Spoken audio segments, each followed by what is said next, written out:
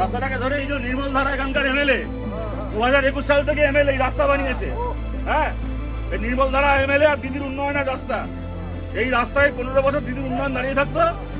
আর নির্মল ধারা এমএলএ হয়ে কাজ করেছে। এখন যখন কোনো ছেলে শিক্ষা নিয়ে, কাজ নিয়ে, স্কুলের অবস্থা নিয়ে, রাস্তার অবস্থা নিয়ে কথা বলতে যায়, তখন পিটিয়ে মেরে ফেলে তাকে নির্মল ধারার লোকেরা। এই কাজ করেছে, এই উন্নয়ন করেছে।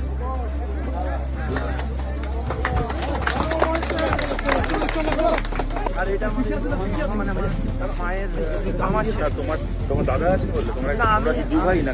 আমি একা, তুমি এক ছেলে? এত দূর থেকে গেছো সবাই আসবে না?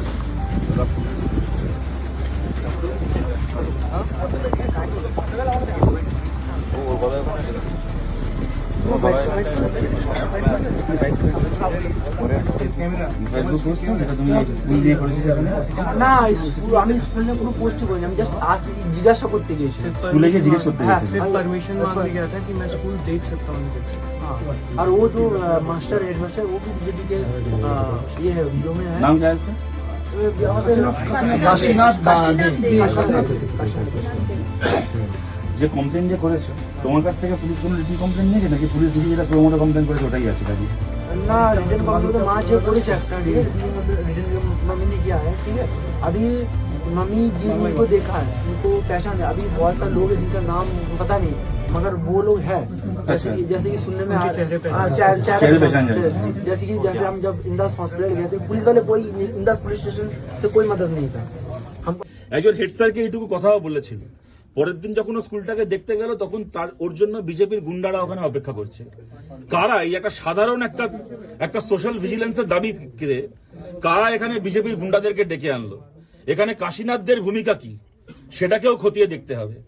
পুলিশের ভূমিকার কথা তো আশুতোষ বললেন, এবং হাসপাতালের সিসিটিভি ফুটেজ, সেই সিসিটিভি ফুটেজকেও বাজেয়াপ্ত করে যে কথাটা বলা হলো যে অনেকে যারা মেরেছিল ওরা যাদেরকে চেনে, আব্দুলের মা চিনতে পেরেছেন, আব্দুল চিনতে পেরেছে, এদের নাম বলে অভিযোগ করা হয়েছে, তারা বাদ দিয়েও যারা যারা এই ঘটনায় জড়িত তাদের ফুটেজ সিসিটিভিতে এখনো পাওয়া যেতে পারে।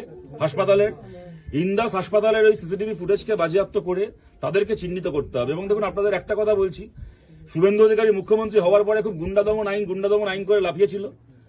বলতে খারাপ লাগে, কিন্তু আপনাদেরও অনেকে তখন মনে করেছিলেন যে দারুণ একটা আইন আসছে, ক্রাইম হওয়ার আগে 1 বছরের জন্য জেল হয়ে যাবে, বিরোধীরা হেভি জব্দ হবে।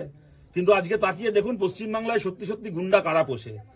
পশ্চিমবাংলায় কি আব্দুল গুন্ডা, যে ছেলেটা তার এলাকার স্কুলের উন্নতি চেয়েছিল? বাংলায় কি আব্দুল গুন্ডা, যে আব্দুল নিজের বাবাকে হারানোর পরে, ওর মা নিজের স্বামীকে এরকম ভাবে খুন হতে দেখার পরে মা আর ছেলে মিলে বলছে, দেখছেন ওদের বাড়ির অবস্থা, দেখছেন যে রাস্তা দিয়ে আমরা হেঁটে আসলাম সেই রাস্তার অবস্থা আপনারা দেখেছেন।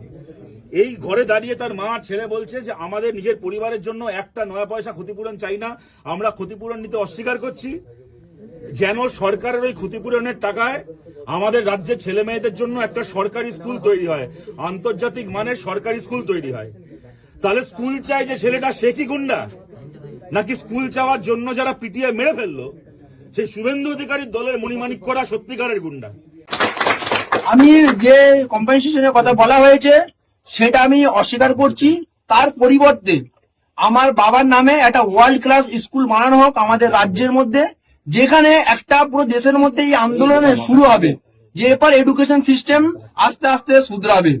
এবার আমরা মাঠে নেমে গেছি, এডুকেশন সিস্টেমকে আমরা শুধরিয়ে তারপর আমরা নিঃশ্বাস নেবো, তার আগে আমরা দম ছাড়বো না।